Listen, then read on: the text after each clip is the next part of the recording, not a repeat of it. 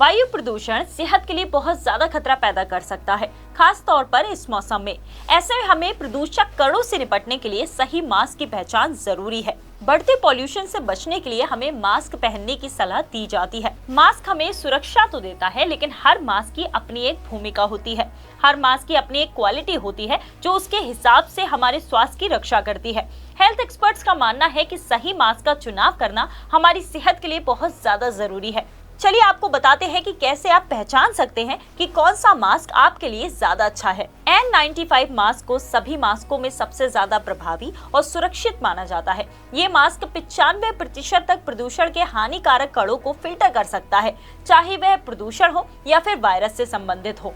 N95 mask वायु प्रदूषण से सुरक्षा देता है।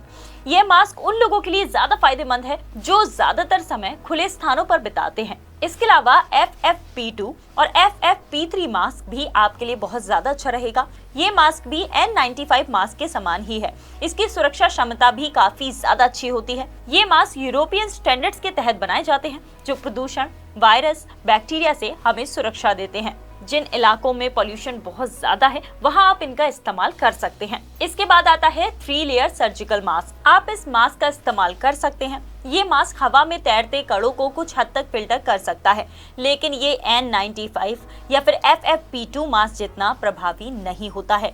हालांकि ये मास्क उन लोगों के लिए सही हो सकता है जो बीमार नहीं है और स्वस्थ हैं और सिर्फ अपने बचाव के लिए ही पहन रहे हैं।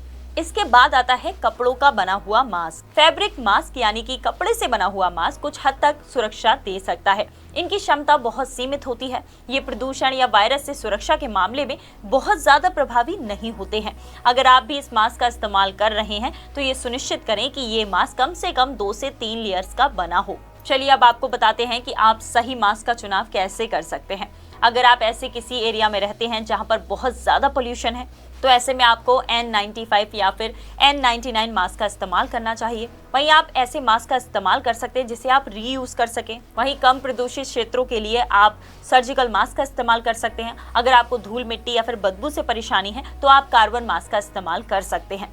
आपको ये जानकारी कैसी लगी हमें कमेंट करके जरूर बताएं। साथ ही इस वीडियो को ज्यादा से ज्यादा शेयर करें ताकि बाकी लोगों को भी इसके बारे में जानकारी हो सके।